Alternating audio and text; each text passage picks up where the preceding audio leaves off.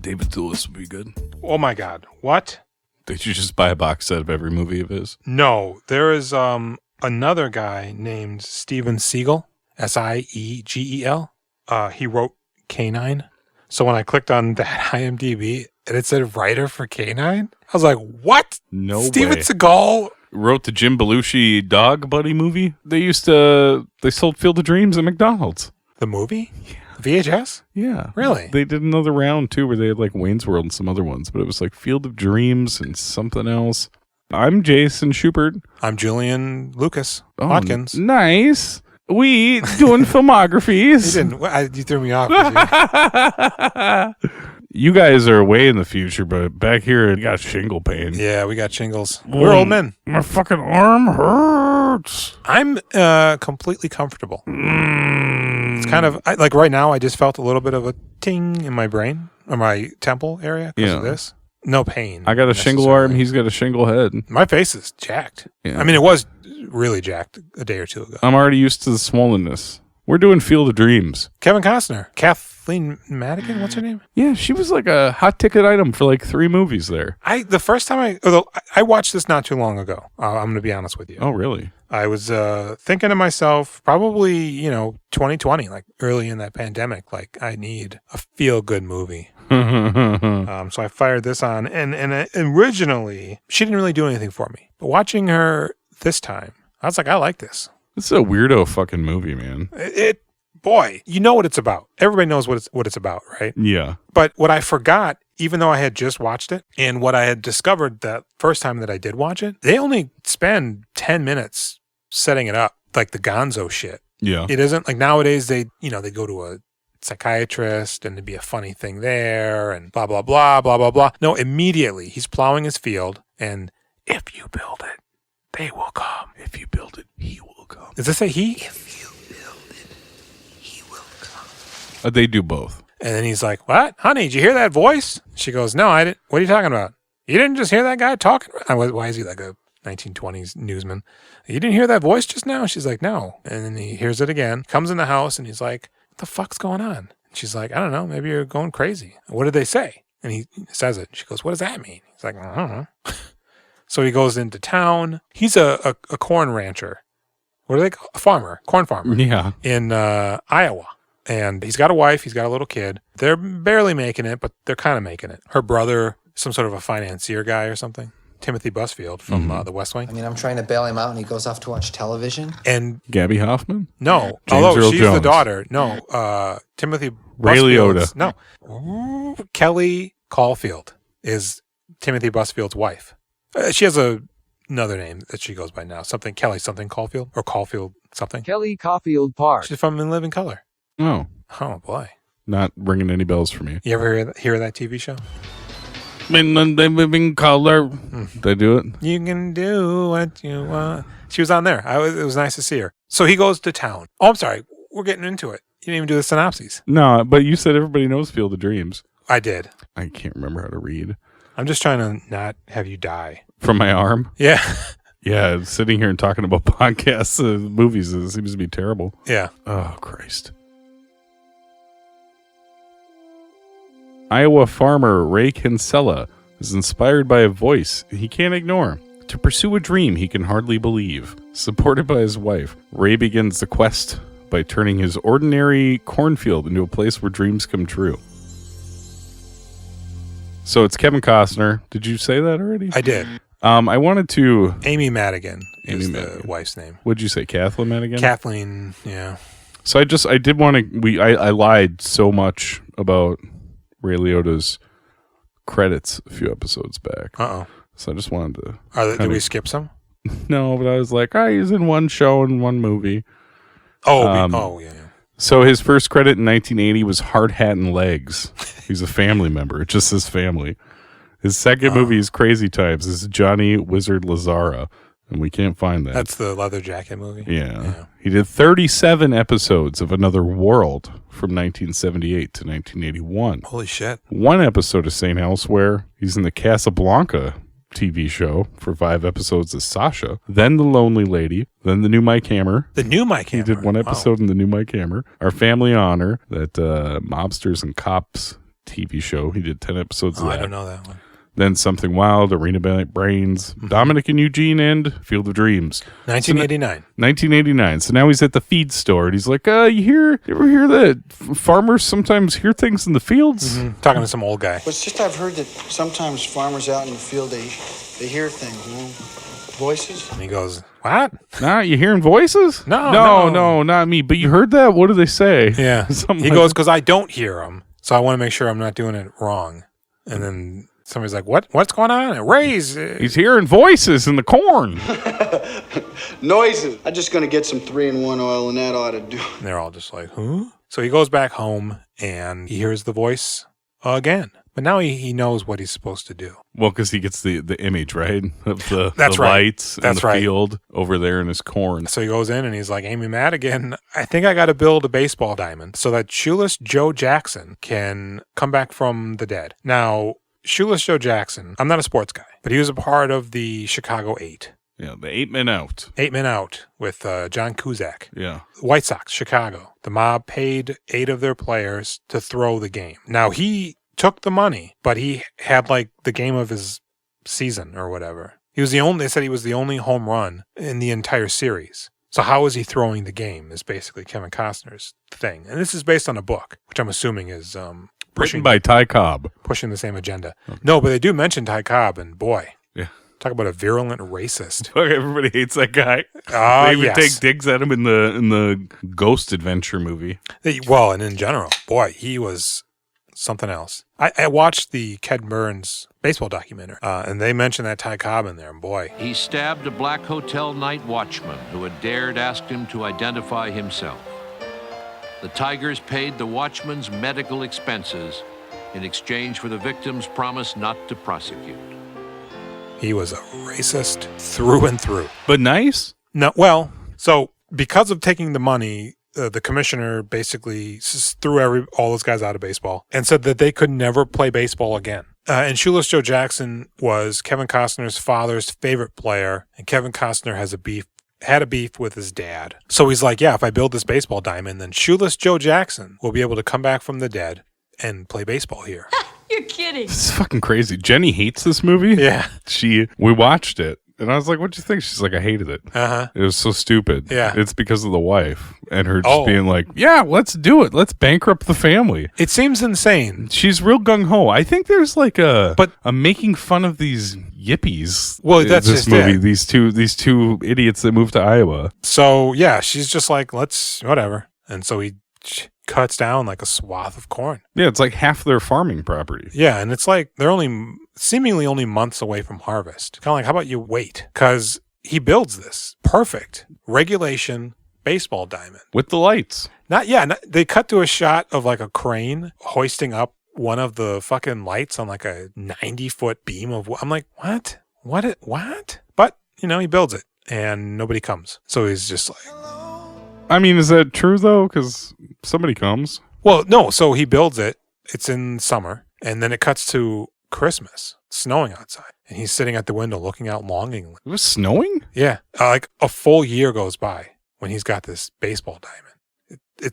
I kid you not. I didn't remember this until I saw it now. And then I witnessed it. I just watched this thing. Yeah. It's fucking Christmas. And there's people having a thing. And he's got a Christmas sweater on in a chair, staring out the window at the baseball diamond. So then it cuts to, I'm guessing, early spring. And that's probably what the issue was that he built it after the season was over. Oh my God, that's it, huh? I'm thinking. I wonder if that's in the book. Seasons. Wow. Be Who there. made this movie? That's a good question. That is a very good question. Man, you are good at questions. It was directed by Phil Alden Robinson. Who the fuck is that? Yeah, the book is called Shoeless Joe. I think they just... By W.P. Kinsella. Really? The book? Yeah. Him? Oh, this dude made... Yeah. This dude just directed Field of Dreams? He did In the Mood. Oh, sure. Field of Dreams, followed by Sneakers. Oh, Some of All Fears. Yeah. Band of Brothers. Angriest Man in Brooklyn.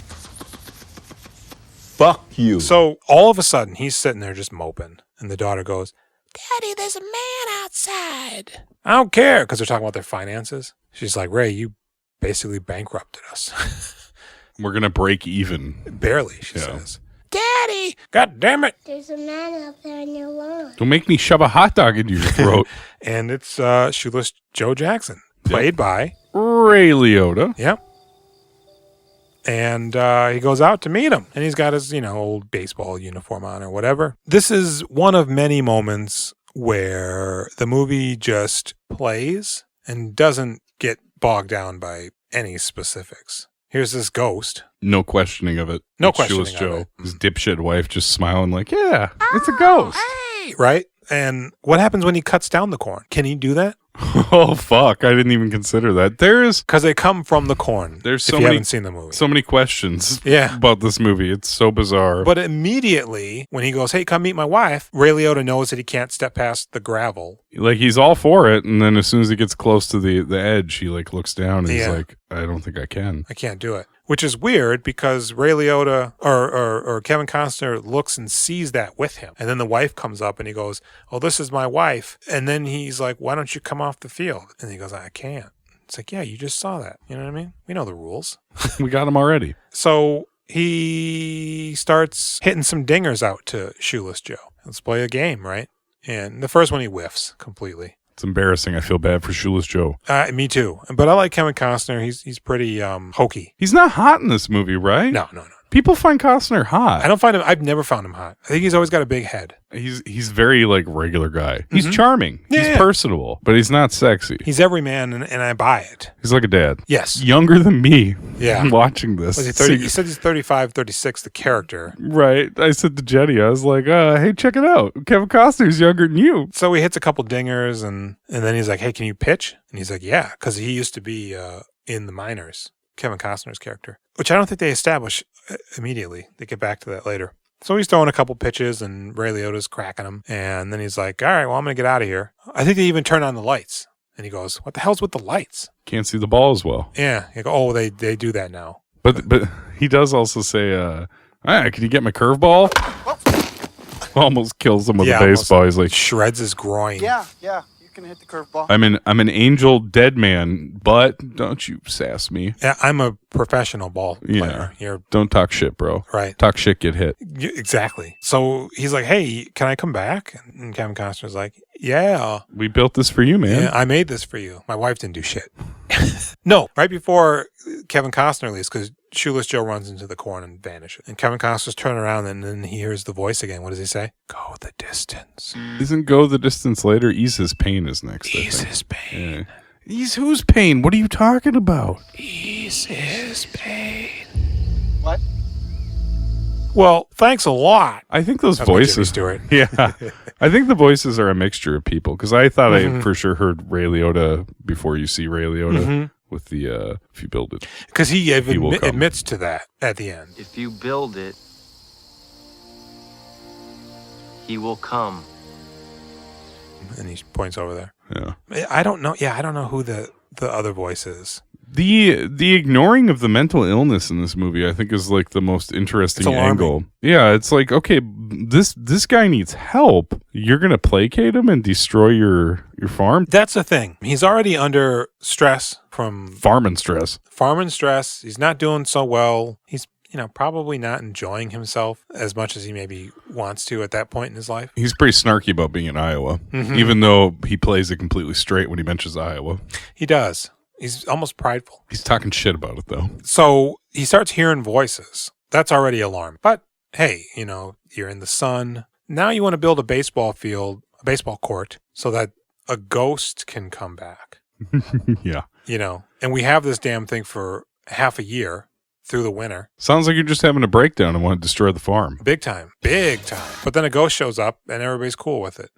Except for when like the ghost, the corn once again tells him to ease his pain. Mm-hmm.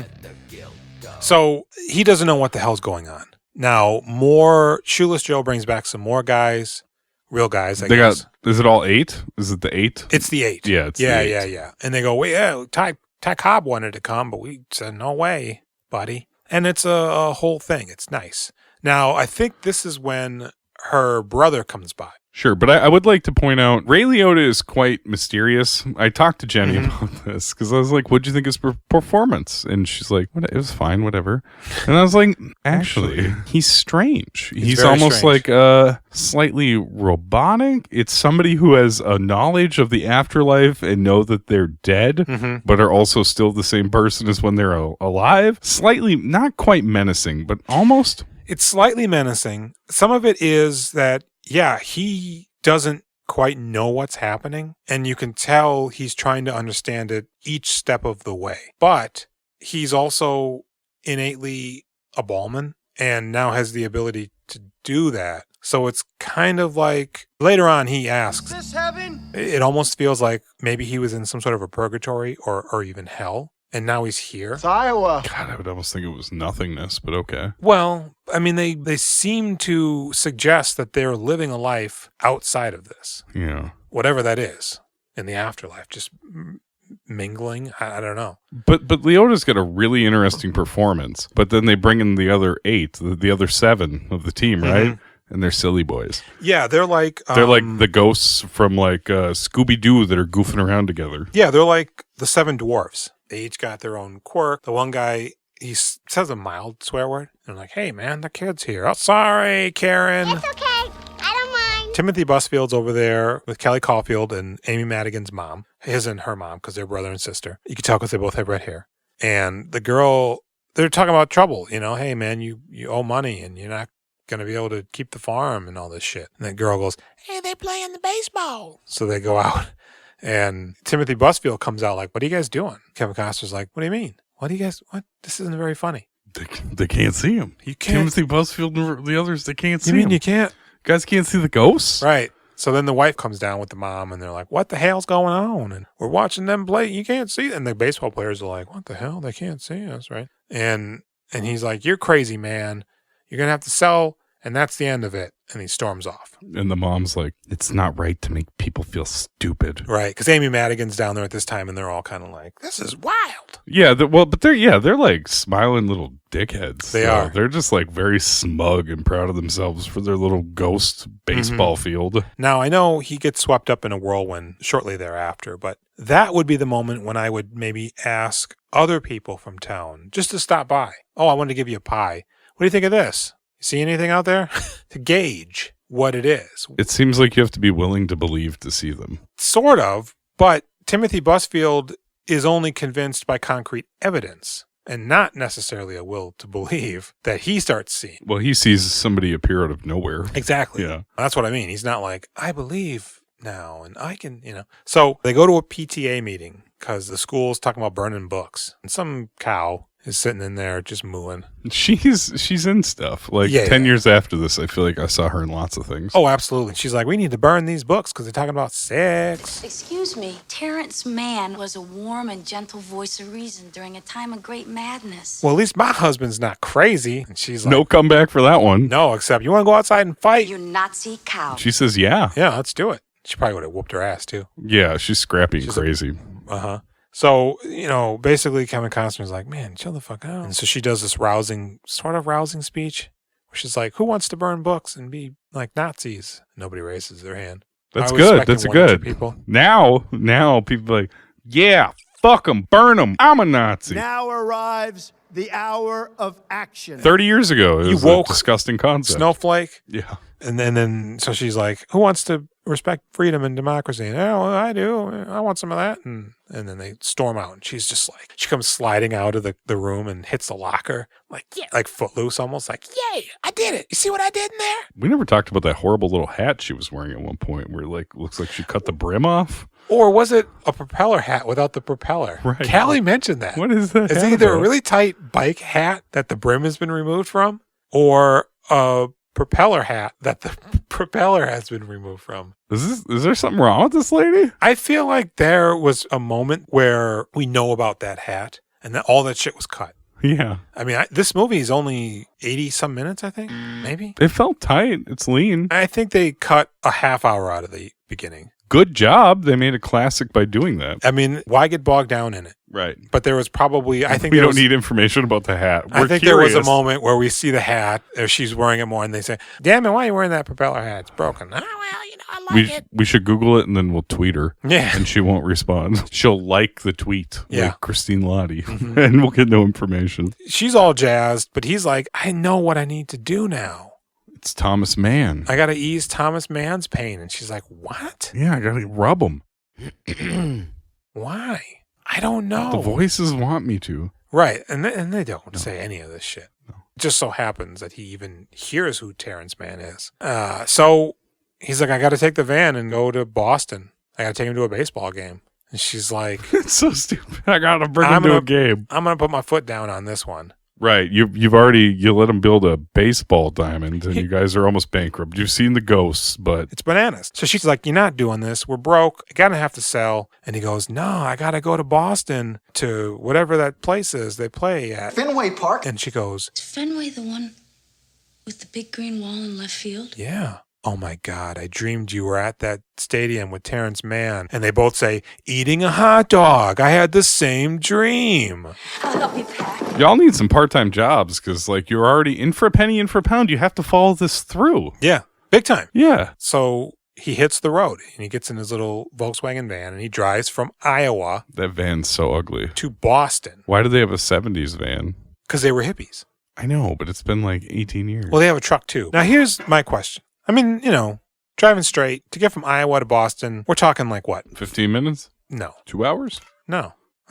Where was it? Iowa to Boston? Yeah. I mean, it's probably like 26 hours. If not more, depending on if he stops to sleep. He goes up. I'm just setting the groundwork. He's jacked up on the word of God. He ain't is. sleeping. So he gets there and he knows that Terrence Mann, once he stopped writing, he started a company where he makes software for schools, for kids. To teach like pacifism. Like it's got a pacifism bend to it. It's not worded like that, but No, I thought it was maybe solving Oregon problems Trail instead of fighting. What?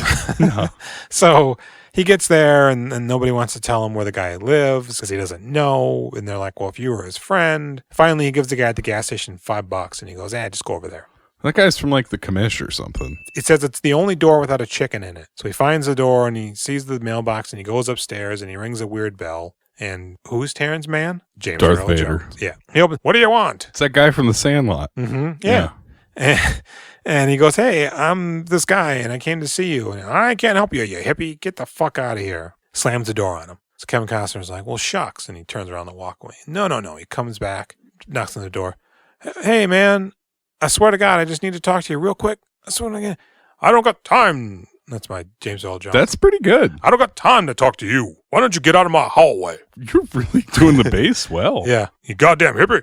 I'm getting a little weird there. Yeah. So he's like, because he did talk to his wife about, I'm going to kidnap him if I have to. So he slams the door on him again. Finally, he comes in because the door's still slightly ajar. And he does the old finger in the I pocket. was hoping I wasn't going to have to do it this way. What the hell is that? It's a gun. What do you think it is? I feel like this is why I know about the finger in the pocket thing. It's This from movie? Field of Dreams, yeah. Wow. I mean, how often did we see this? I don't know. I feel like maybe in something like else. he's it was a doing it Snickers bar, or Because is of it something else. Yeah. Well, there was the Butterfinger in Chase. That, But okay, that was the other thing. maybe this is. It's your finger. No, it's not. It's a gun. Let me see it. I ain't going to let you see my gun. Get out of here. I'm not going to show you my gun. Right? Why Right? wouldn't you? Yeah. You're in his house. You're hiding it in your jacket when you're in public. But What are you doing? I'm gonna beat you with a crowbar until you go away. Whoa, wait. It's pretty scary, man. You don't Yeah. really have a leg to stand on if you pretended to have a gun and broke into no, if he somebody's cracked apartment. into you, he's in his right. He can beat you to death. So you he fucked up. trips over some shit, and he's like, "You can't hit me. You're a pacifist." And he's like, "God damn it!" and then he goes, "Look, man, I just need you to come to a baseball game with me." What? Why the hell would I do that? I don't know, man. Just come with me. I swear to God, and I'll let you leave. You'll be fine. And so he goes with him. He's like, "Fuck it, all right." So they go to Wrigley Field. Let's just say it is. They go to the Boston field, and he's like, why'd you stop writing? Because all you fuckers are pissing me off. I ain't got answers, man. I'm just trying to help, So then he's like, well, what do you want? He goes, what do I want? You kidnapped me. No, I meant, what do you want? Oh, dog and a beer. Make it $2. And he gave him like $2. It was $7 for all. I think it was $7 or $11 for 2 beers and 2 dogs. 7. I was Not like, bad. that's a great deal. You fucking I'm going for dinner in 1988, probably filmed in. Well, and what I like is they just go, a beer. Now it's Miller Lite, Yeah. but it's at that time where it's just like, it's all we got. I think, isn't that usually how it goes to the stadiums? Like Not they're, now. No? You go to the Twin Stadium, man. You got some Blue Moon, you got some Miller Lite, you got some Surly IPA. You can get that beer on tap. What beer? The Kukalaka? The Kona, Big Wave. It's not Kukalaka? You can get it in a can and on tap. Shit. It's no joke there. They go out of their way to make sure anybody who wants to spend exorbitant amounts of money can. Do they have frozen beer ice cubes so I can just keep it in my mouth and Probably. it becomes beer? Probably, man. But also it's hot out, so it cools me down. They got one shaped like a dildo, so you can just put it up your butt and let it melt in your ass and get you really drunk. Man, I think you got to flip upside down then, though, to make sure all that beer stays in there. True. Or wait, you stick the dildo up your ass. And then a plug. Yes, you plug it. Ah, of course. That's You know why what? they sell those plugs. Be fancy, have a little tail on the end of that plug. So you got a pretty cool little secret. Foxy. Couple secrets, yeah. Yeah. Let's go to a ball game this summer doing that. Uh-huh. So they're at the game, and all of a sudden on the scoreboard it says some guy's name. The time he played. And he goes, hey, James Earl, did you hear or see that? He wrote it all down too, so he had it. Oh, Clarence Moonlight. Moonlight. Yep. He goes, I didn't see or hear anything. All right, well, you can go. Let's get out of here. What? But we are having a time. The baseball. Yep. Because he said in some article 40 years earlier that he just wanted to see baseball and something and some guy play or whatever. And Kevin Costner, before he kidnapped him, mentioned that to him, and he's like, I never said that. And, oh, okay. So they leave, right? And so then he gets to the address to drop off James Earl Jones, and he's like, so what did you see? And he goes, don't worry about it. James Earl Jones gets out of the car, and Kevin Costner's about to pull a U-turn. And as soon as he does, James Earl Jones is standing in the road. Moonlight Graham. You did see it. Damn right I did. I'm a liar. I wanted to see what you would do. He goes, I got to go find this guy. And he goes, no, we got to go. Excellent! And so he jumps into his car and they just leave. I'm just going to keep doing your impression of James Earl Jones. Back to you. You know where they go? Oh, where is it? The town? Yeah. Moonlight, Iowa? No, it's in Minnesota. Oh, is it? Yeah. Oh, shit. Chisholm. And they actually have Chisholm. And they go to the Joker stairs. And so they're walking around like, hey, where's this guy at? You know? Oh, you mean Doc? We've been dead about 16 years? Yeah, the lady. Let me tell you, he had 58 blue hats in here for his wife. No, before that, they talked to a lady at the library. She goes, oh, yeah, Doc. No, they called him Moonlight. Well, no, he was a doctor, so they called him Doc. He did. Nobody knows Moonlight Graham. You mean Doc Graham. Doc Graham. This is what he did with his life. So Nobody then- talks about the one game he played in the 20s. So then, because he's been a doctor for like 50 years or some shit, right? Yeah. So then she shows him the obituary, and James Earl Jones is reading it, and he goes, God damn. And she goes, I wrote that. And he goes, you're a good writer. And she gets up and walks away and nonchalant. So are you. Because she knows who he is. She doesn't let on, though. And then he's like, I'll be back in 15 minutes. Yeah. So then they start talking to folk, and that's when the guy is telling them about the blue hats. She always wore blue. The shopkeepers in town would stock blue hats because they knew if Doc walked by, he'd buy one. And then when they died, they found all these hats he couldn't give her. But you didn't know that. Of course I don't know that about him. What was her name? Alice? Who cares? Fiona. Alicia. And so James Earl Jones is getting all these great stories about the guy. Are you hostile towards this storyline? I'm getting to the point where I get real pissed. Oh, really? Yeah. Fuck. Okay, I think I might like this part a lot. So they go back to the hotel, and it even says outside it's the only hotel, so why look anywhere else? And James Earl Jones is like, oh, shit. I got to call somebody because they think I'm missing because I didn't tell anybody. Man, like, who does he see? Where I He's was basically living in a bunker. That house, that apartment does not look like he Whoever he interacts sells with anybody. the thing to, a He's business been gone partner, like, what, maybe. a day? Maybe 2.5, going on 3. Okay. He's old. They probably had to stop a number of times to pee. He is like 60. Mm-hmm. So he goes, all right, well, I'm going to go for a walk. I'll let you do your thing. He goes, thanks, Ray. And we're in the hotel room, and Kevin Costner leaves the hotel room. The very next thing we see is Kevin Costner walking down the street, right? Man, is this not going to be this is not going to be a story problem? It's going to be a technical problem that you're upset with. I thought you had beef with time travel. It is the time travel. It's not a technical thing. Okay. So he's time traveling, okay? He sees an old man. He notices the umbrella that the guy's walking with. And they know that he always had an umbrella. So he runs up on him. Moonlight Johnson, what's his name? Moonlight Doc Graham? Moonlight Graham? He turns around. It's Burt Lancaster. Nobody's called me that in 78 years. Yeah, it feels like a real movie star moment. Like he walks into the light and it's like, ah.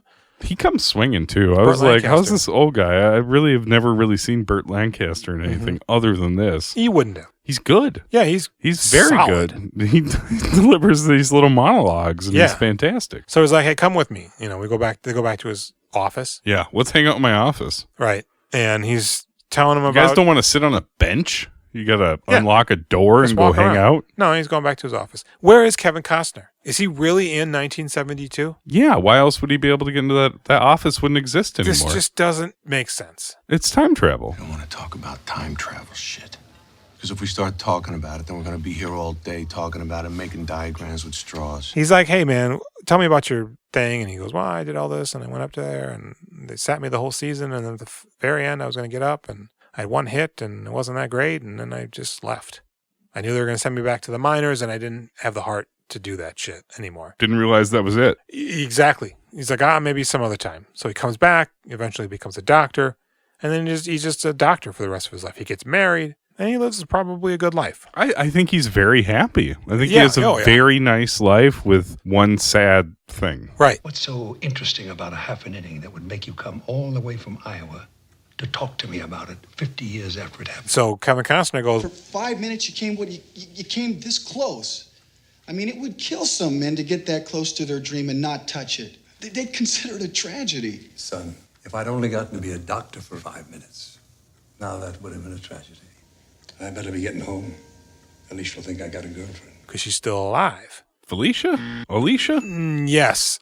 Why can't I remember her name? Alicia. Yeah. So Kevin Costner leaves, and he's back in 1989, I guess. And he's back at the hotel. Yeah, he goes to James Earl Jones. You're never going to believe this. I liked it. I thought that was I felt like it was a nice touch that there was another supernatural element, as though they're being guided through this all. You know, I don't know, man. You can buy the Field of Dreams, but not the time travel. Not the time travel. That's the only way to go see him, though. So Kevin Costner's like, well, man, I guess I'm going to go home. And he goes, well, I'm going to come with you. Because he was like, I got to drop off James Earl Jones. Yeah, to his wife. Like, we're coming home. Because Timothy Busfield's here, and they're foreclosing on the farm. So you got to come home. The businessmen are here. I'll be home. The suits. I'll be home tomorrow. On their way back to Iowa, they stop. There's a hitchhiker. Frank Whaley. I think this is why I like Frank Whaley.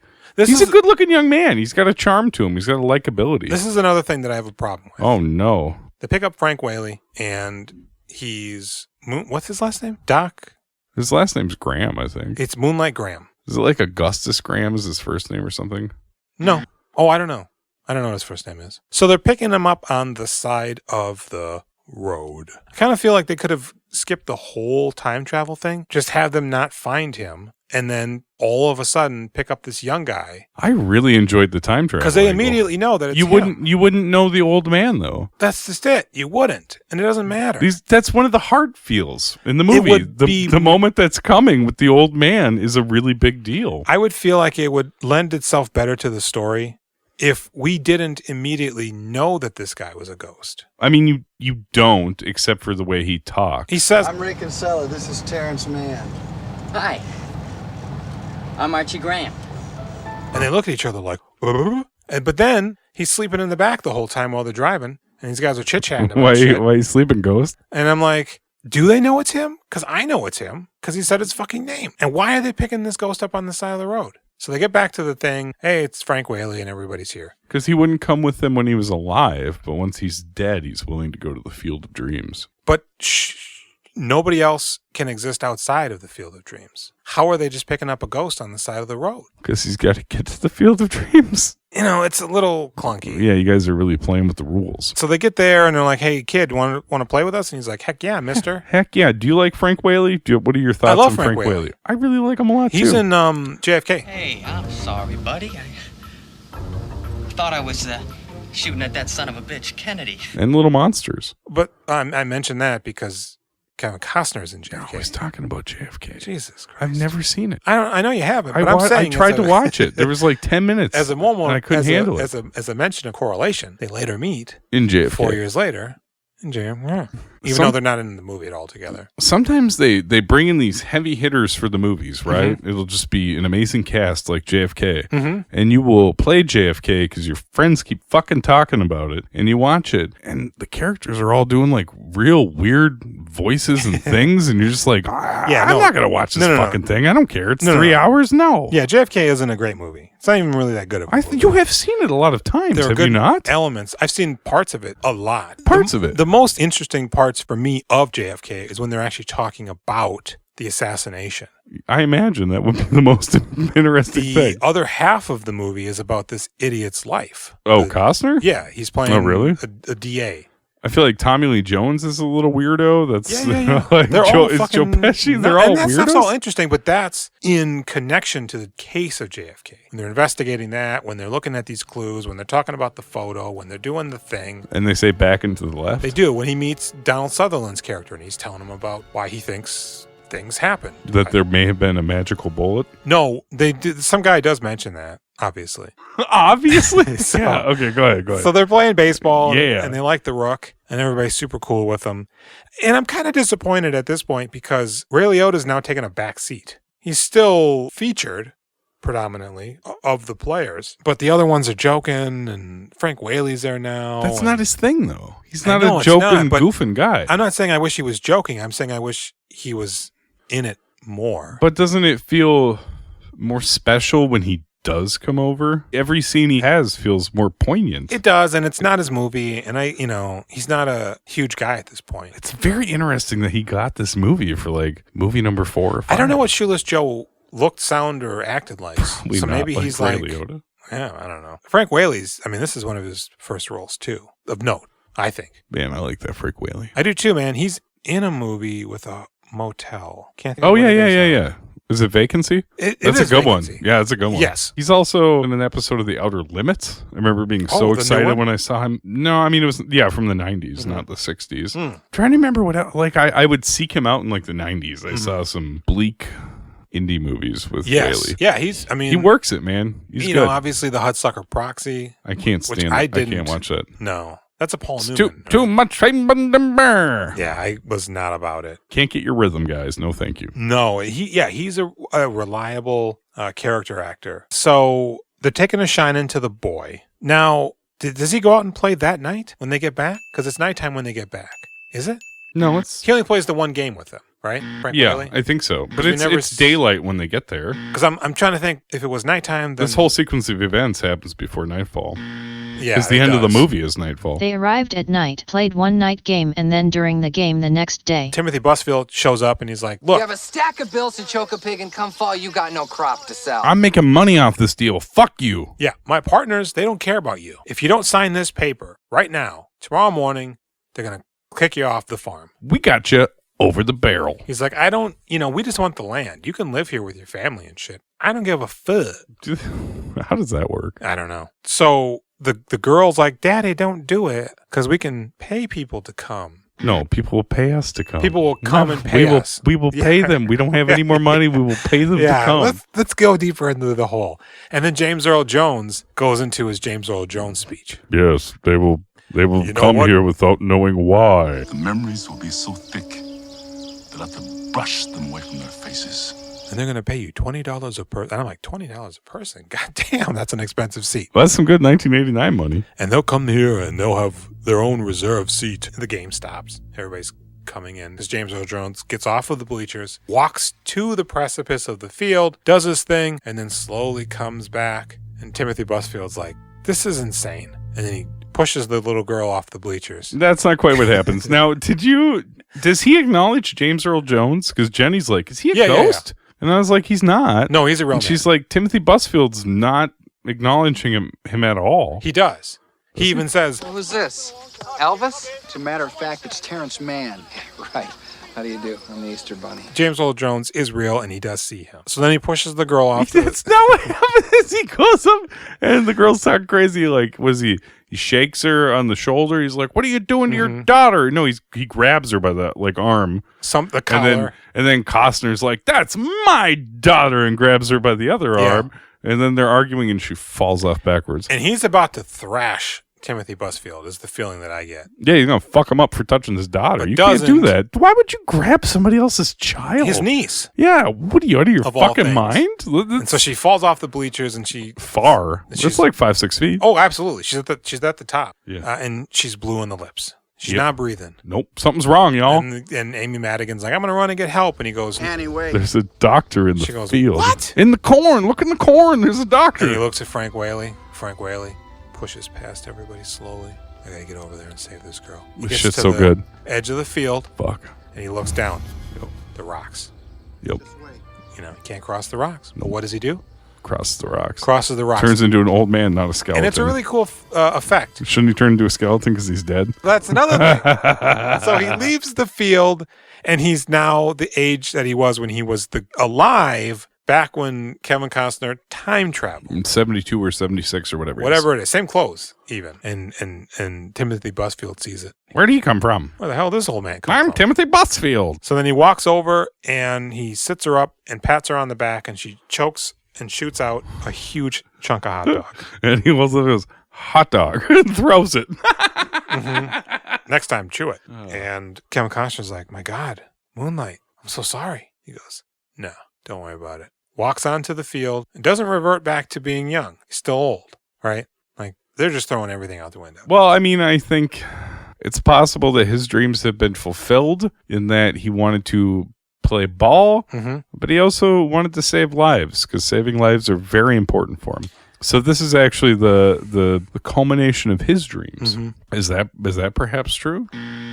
So he's like, "Well, you can't go back, can you?" No, I can't. I'm going to walk into the corn. Corn's a good place to be.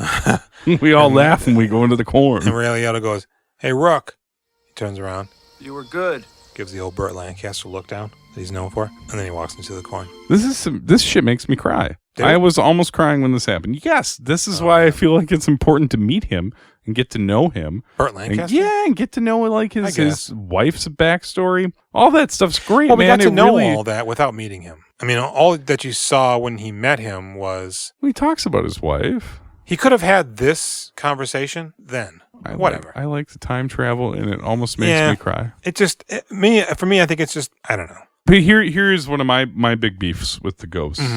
Ray Liotta makes it clear that your memories are intact. Yeah. When you come back. Yep. He remembers his life all the way up to the end. Everything. Frank Whaley doesn't know them when he gets in the car. The moment that's coming up in a minute, that person also doesn't know them. As though, hey, I don't want to spoil it. So Frank Whaley's gone now. Up to this point, Kevin Costner thinks that was the mission, right? So Timothy Busfield's like, "Hey, where'd all these baseball guys come from?" Like a real idiot. Don't sell it, Ray. Don't sell it. Yeah. Oh, we can't sell this now. No, this is mystical. How are you going to, what are you going to do?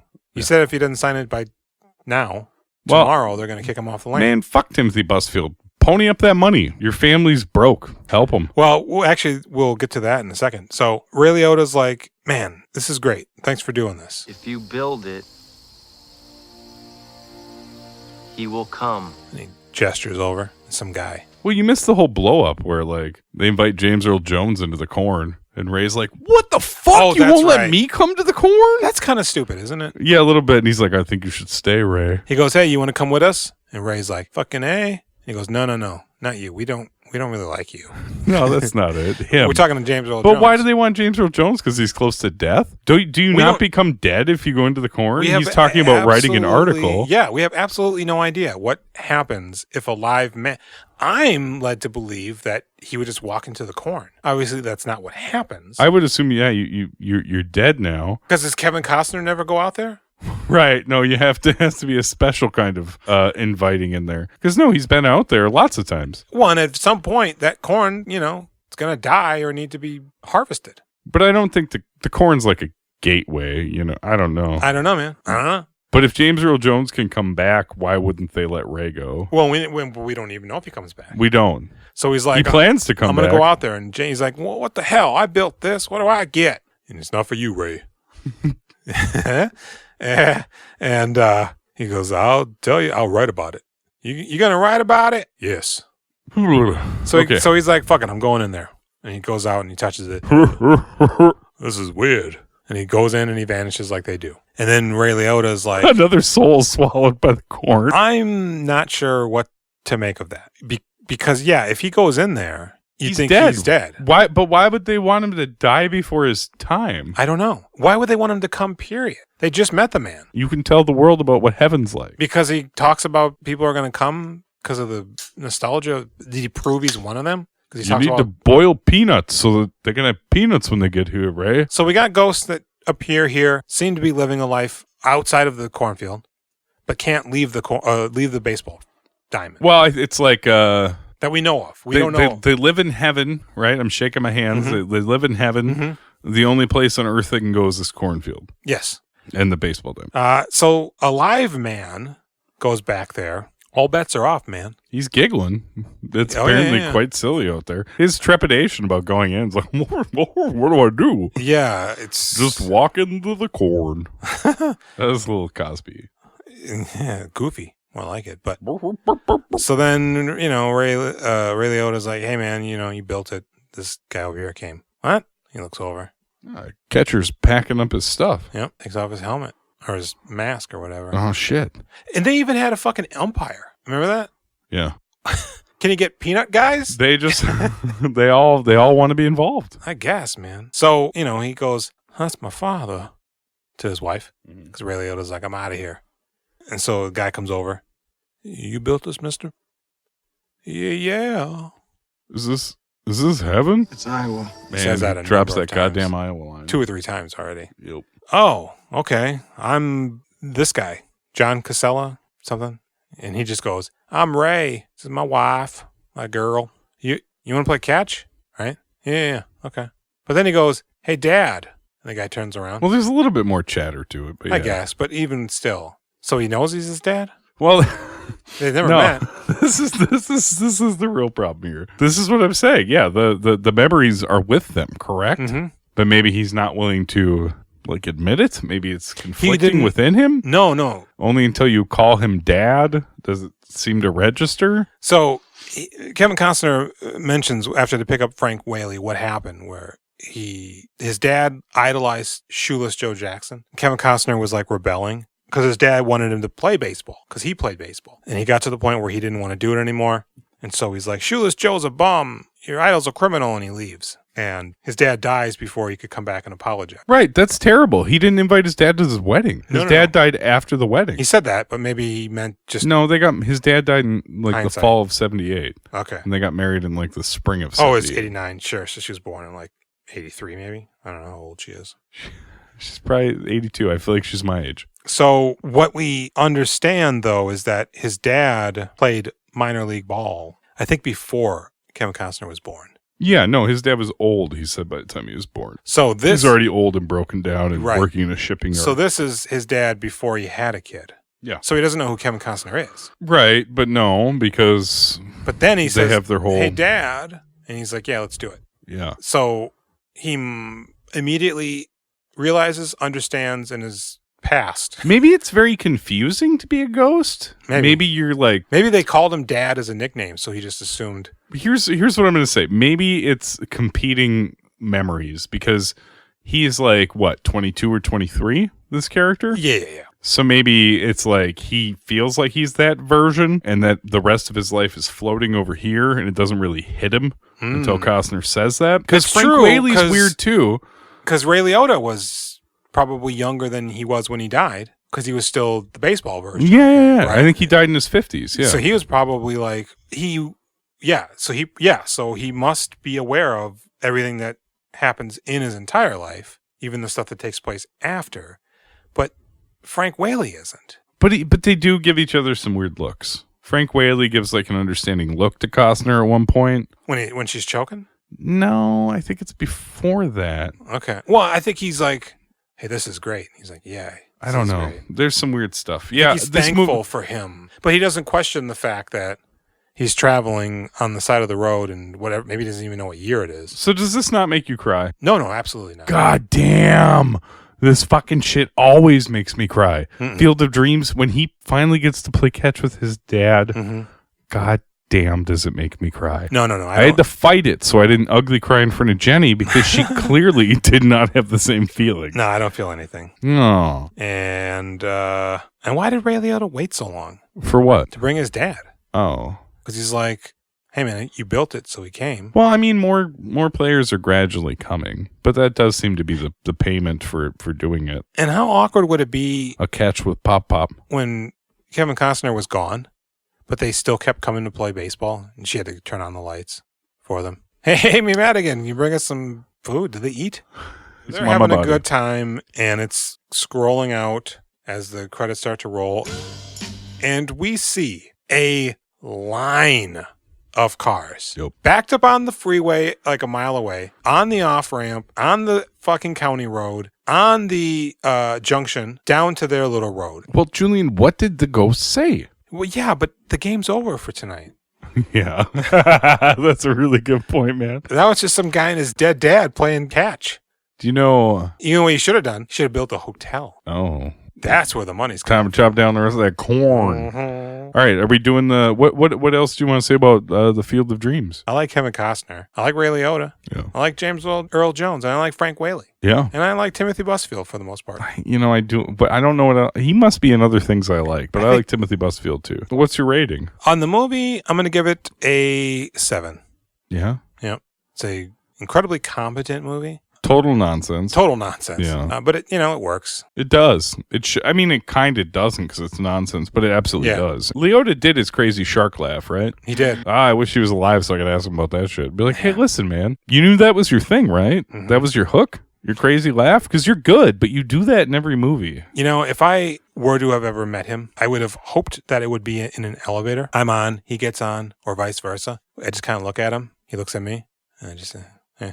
And he does it? And he's like, oh, yeah. No, he doesn't do anything. Oh, I thought you give him a look and then he goes, I can't even do it. I'd be afraid. He knows to just do it. And he pushes all the buttons on the elevator. And hops out on the next floor. Fuck you. Classic Ray. Kicks his shoe shine box at you. Yeah. Your shine box. Yep. What do you give Ray?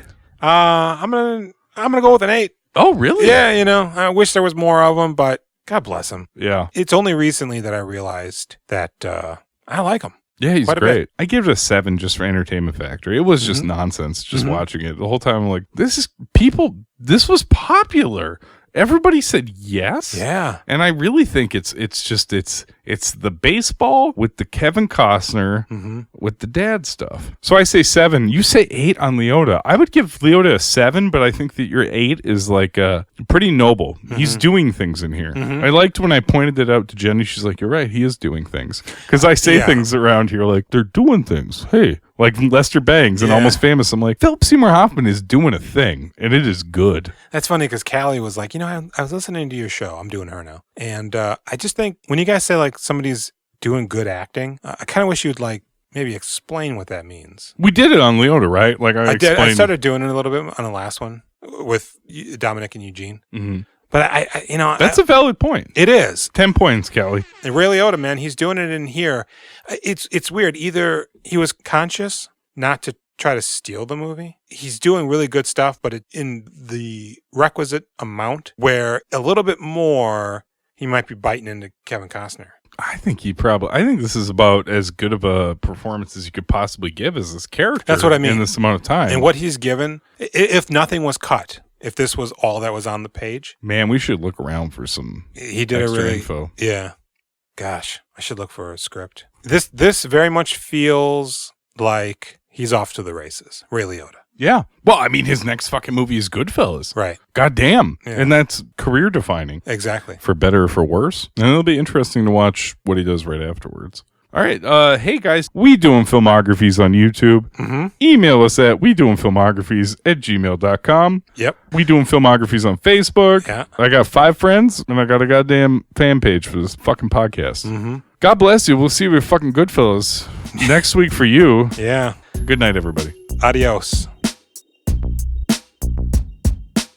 We Doing Filmographies is proud to be a part of the Now Playing Network. Find other great podcasts at nowplayingnetwork.net, like Tracks of the Damned, where host Patrick Ripley goes full commentary mode on a bucket of horror movies. Tracks of the Damned at nowplayingnetwork.net.